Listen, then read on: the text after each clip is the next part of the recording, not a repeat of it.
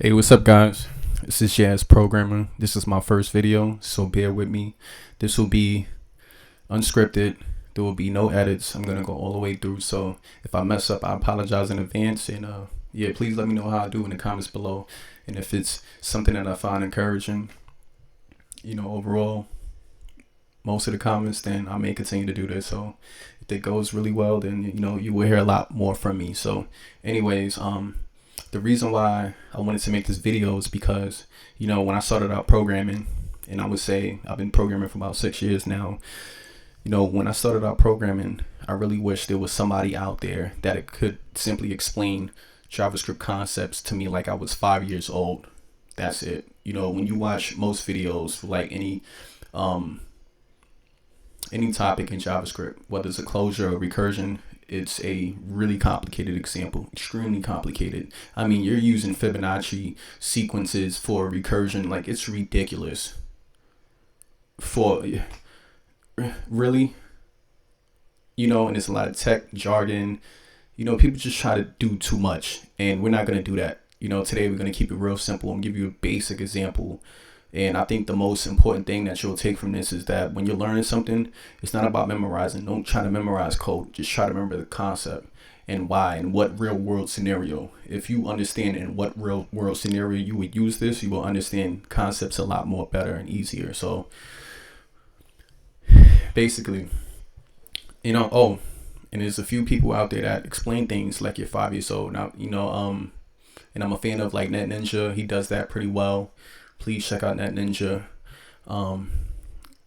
He's really good. I mean, he explains it to me like I'm like a second grader. Most people we just don't click. Another person is Andrew Mead on Udemy. So that's Andrew space MEAD Mead. If you're trying to understand JavaScript out of all these courses, he's gonna hold your hand and break it down. Why, how, when, where, like all of that. Okay. If it wasn't for Andrew Mead, I'll be lost to this day. So there's another guy. If you're trying to understand design patterns and data structures and algorithms, this guy named Dev Sage, DEVSAGE. Now, I don't know any of these people that I've mentioned. It's no sponsorship. I genuinely like learning from these people. And so I just wanted to shout them out. And so I wanted to be one of those people that explain things to other people like they're 5, basically. So it's no tech jargon. You're not going to get none of that from me. I'm going to talk to you, layman terms. So what is a closure? A closure is, there's a few, before we even get to that, I'll just answer that. A closure is a function. Just think about a function, right? I mean, an inner function. It's a function inside of a function that has access to an outer variable. That's what a closure is. And most people understand that. That's fine. I understood that for 3 years, but did not understand closures. And what I mean by that is this. Why? But why? Like, I understand how to do it. I understand this is a closure. But the thing that I was missing and that most people don't explain to you is in what real world scenario would you use a closure for? And so that was my issue. And once I understood that, I was like, oh, like it's crazy. I wasted all of this time. And all you had to do was just tell me in what real world scenario. So, okay. The reason why you would use a closure, right? Mainly, there's a few different reasons why. And if I'm missing these reasons, please feel free to comment down below and what other real world scenarios I'll use a closure for, right? So I'm gonna just give you the most easiest, realistic, pragmatic example. Okay, number one is currying in JavaScript. All right, I'm not gonna go too deep into currying in JavaScript. Let's just say currying is basically like a facade design pattern, right? And inside of this function, it has a base logic that they all use. You just put in a custom argument, and that's what currying is. I probably can't illustrate it to you like as I'm conveying it, but if you just look up currying is using a closure. But anyways, aside from that, real world scenario when you would use a closure is to keep data private. All right. Let's say you got a function, right? And this function, if you trigger this function, inside of this function, you can delete a lot of columns and rows from a database. I mean, it's going to be bad. You're going to delete all of Facebook, right? And so what I would do is create a closure.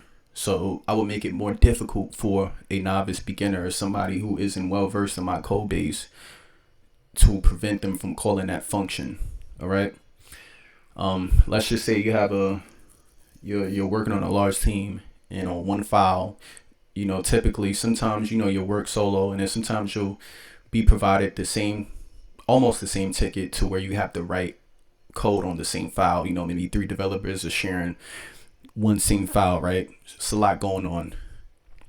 Maybe you have a function that's similar to my function name, and then you called it by accident based on some silly conditional. And now you're just calling my function, you're doing stuff, you don't know what you're doing, you're just messing around with stuff. What I would do to prevent this is create a closure. And this way it would make it really difficult for you to call this function. I mean, you would have to go out of your way to call this function. And by going out of your way, by the time you do that, you would realize that it's a closure. And when people realize that a function is a closure, typically that's a sign to back off, stay away, or at least like, hey, I know you wrote a closure. Can I such and such or whatever, like reach out. So yeah, that's when you would use a closure to preserve data, keep your data private from it being exposed, making it more difficult for that function to be triggered. And I will also write down a closure on a piece of paper so you can get it. And I will compare the difference. So, I actually have it written down here, but I'm gonna write it down again. I don't want people to think that I wrote it from the computer and this is all from the head. Okay. Now I'll put the mic down. Just give me a minute. I know it's gonna be a little bit of awkward silence, but just bear with me. I'm gonna write a regular function right now.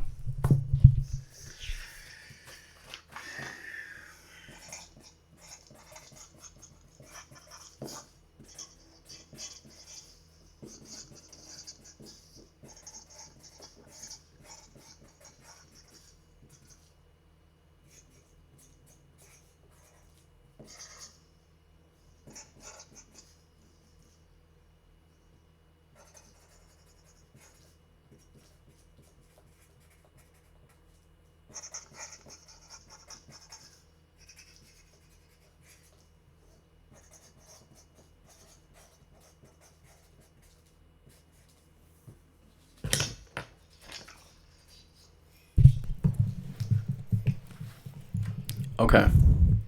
Now this is a regular function. Okay. Can most of you agree with me? It's just a simple function. Now the problem with this is this data is not secret. It's not private. Anybody can call this function and it will return whatever I have in here. Let's say I wanted to delete something from a database. It's going to now delete all the data, and now I'm in big trouble, right? Or somebody else is in big trouble. Maybe me for not creating a closure. But you see how easy that is? Too easy. Now I'm going to make a closure to make it really difficult for another developer to trigger this function.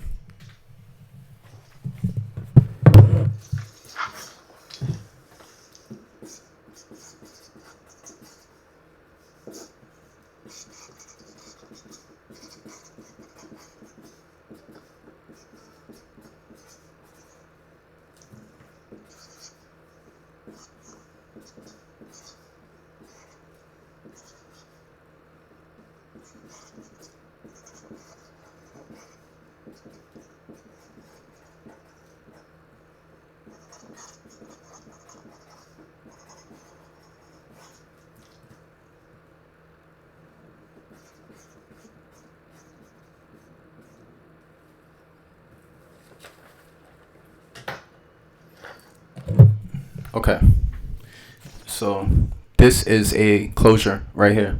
So remember what I told y'all? A closure is a function. And when I say function, a function inside of a function, the outer function, that has access to an outer variable, or if this is not here, then any argument that you place in the call method, right? And this is also called lexical scoping. What lexical scoping is a function that has, like I just explained, that has access to a outer variable all the way up the tree. Let's say this is a Russian doll of functions. Like there's like 10 functions inside of each other there. I don't know why. I really don't know why you would do that, but you wanted data from the outside. You could. It's allowed in JavaScript because of lexical scoping. Now, with lexical scoping, you can't have access to an inner variable, right?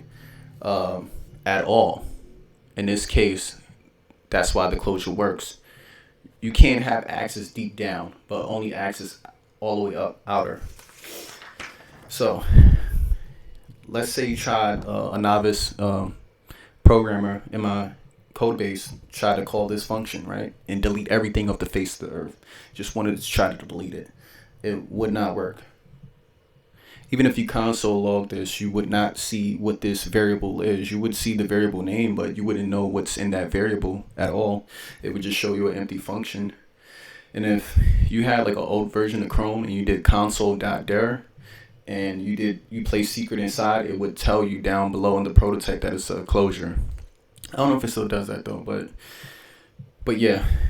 So how would we call this? So the only way to call this is you would have to go out of your way, like I explained to you, to call this again twice. So how to call this? You would call it twice like this. 1, 2. So you're calling the first function, the outer function, and in the second one you're calling the inner function, then finally it would work. Now there's an alternative way to do this. Some people, they do it like this.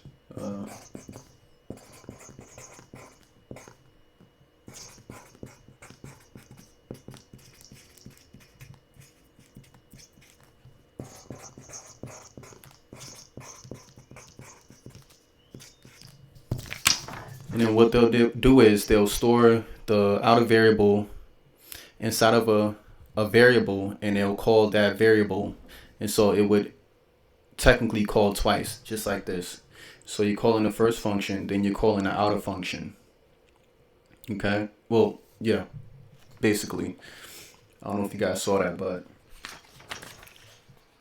here, up close. You would store it in a variable, and then you would call that function, and it would call it twice. And so that is a closure. You would have to go out of your way to do that. And by creating a closure, you preserve your data and you keep your data private. So that is why you would utilize a closure in that real world scenario. And then once again, if there's any other scenarios on why you would do such thing, please go ahead and drop it down in the comments below, because I'm really interested in knowing why you would use that in another scenario. But hopefully I did my best, and I did do my best. So hopefully you guys understand what a closure is. If not, then a lot more better than you did prior. But anyways, yeah, thank you for watching.